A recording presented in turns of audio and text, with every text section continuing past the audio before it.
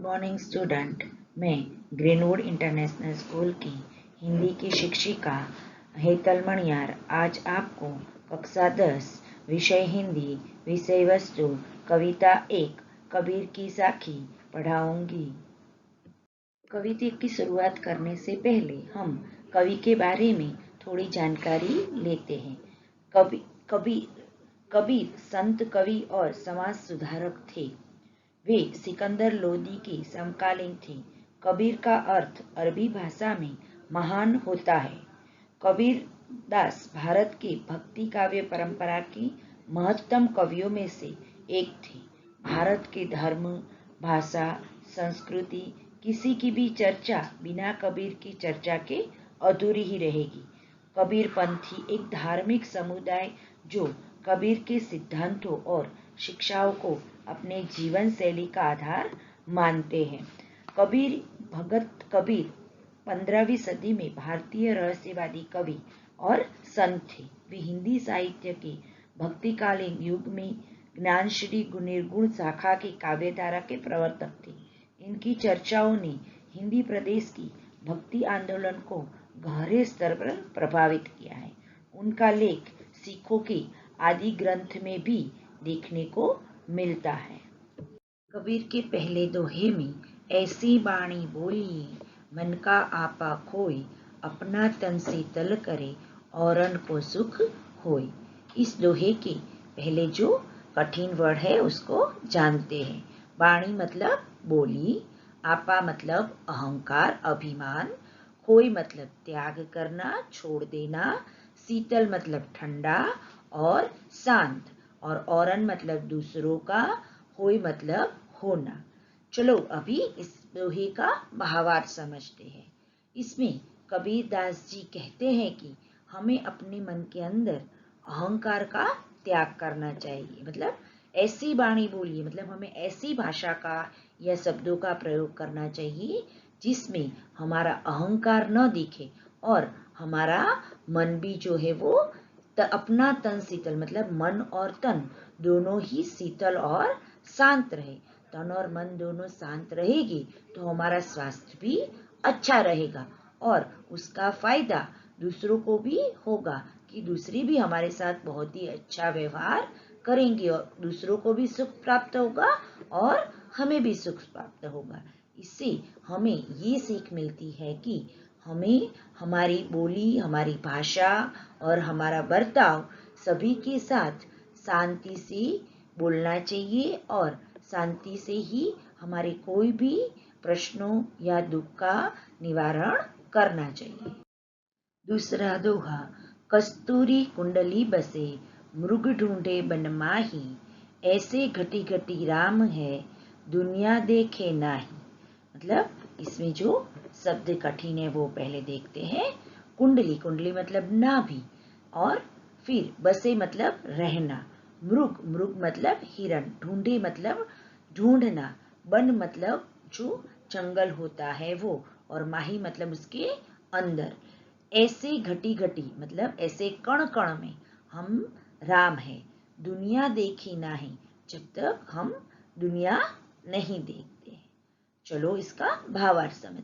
कबीर कहते हैं कि जिस प्रकार एक हिरण कस्तूरी की खुशबू को जंगल में ढूंढता फिरता है, मतलब कस्तूरी एक सुगंधीदार पदार्थ है जो हिरण की नाभि के अंदर होता है, जबकि वह सुंदर उसी की नाभि में विद्यमान, विद्यमान मतलब होता है, परंतु वह इस बात से बेखबर, मतलब उसको जानकारी नहीं होती कि जो वो खुशबू पूरे जंगल में ढूंढ रहा है तो वो तो उसी की शरीर की नाभि के अंदर है।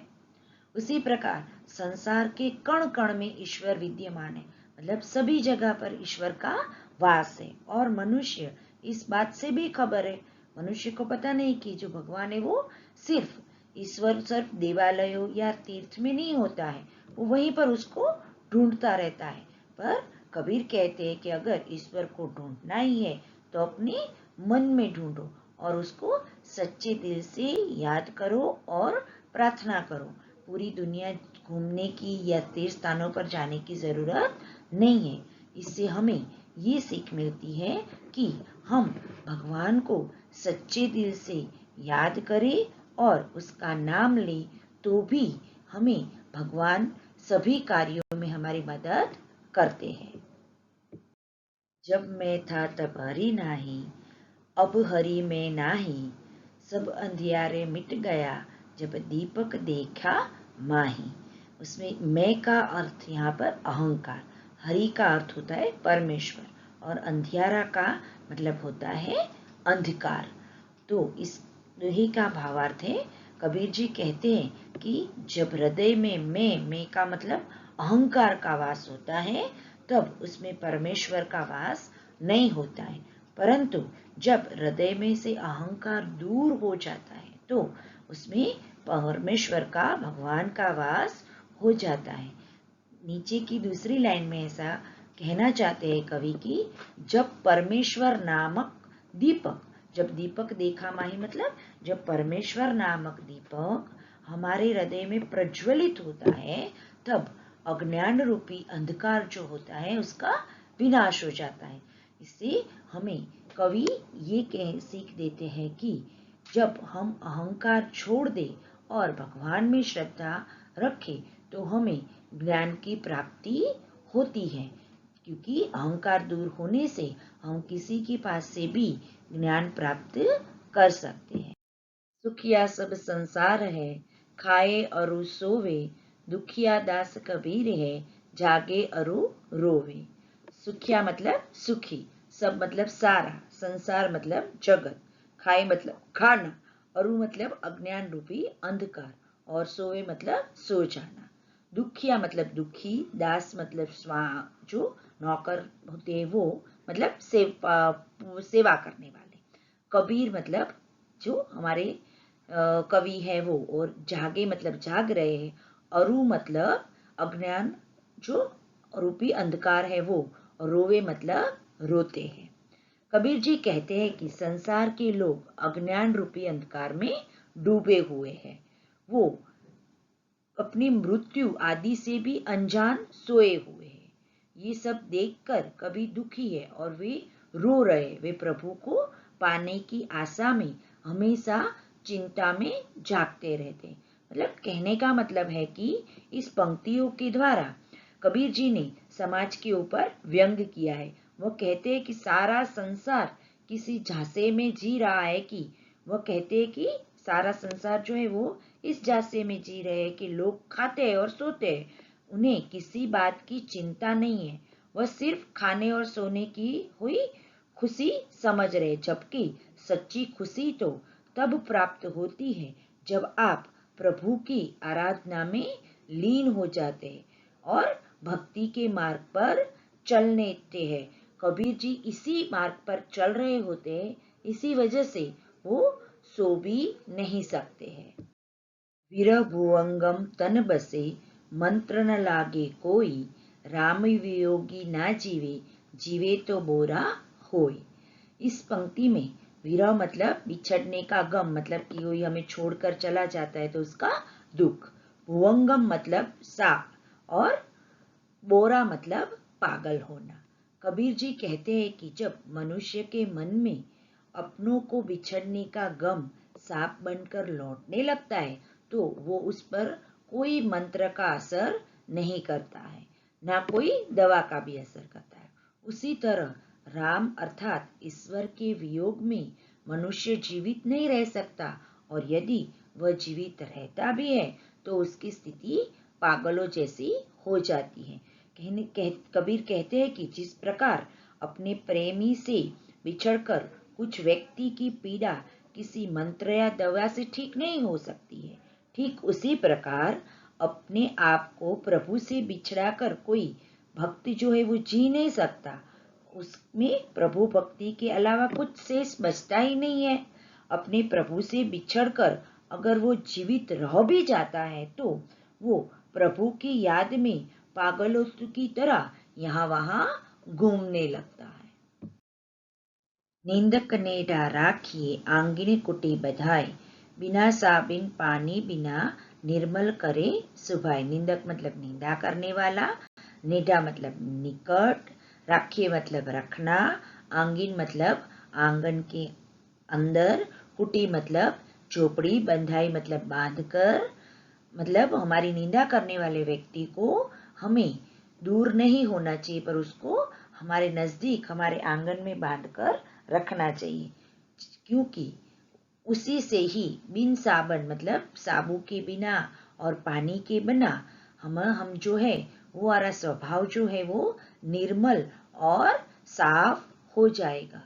मतलब इसके दोहे के द्वारा कवि हमें कहते हैं कि जो व्यक्ति हमारी निंदा करते उन्हें कभी दूर नहीं भागना चाहिए, बल्कि वो हमेशा हमारे समीप रहे ऐसी व्यवस्था करनी चाहिए, और हमारे आंगन में ही उसको एक कुटी बांधकर अपने पास ही रखने का प्रबंध करना चाहिए, जिससे हम रोज उनसे अपनी बुराइयों के बारे में जान सकते हैं और अपनी गलतियों को दोबारा दोहराने से बच सकते हैं। इस प्रकार हम बिना साबुन और पानी की खुद को निर्मल बना सकते हैं। पोथी पढ़ी पढ़ी जगमुआ पंडित भया न कोई, एके अक्षर पीब का पढ़े सुपंडित होय। मतलब पोथी का मतलब होता है पुस्तक, मुआ का मतलब होता है मरना, भया का मतलब बनना, अक्षर मतलब अक्षर और पीब मतलब प्रिय।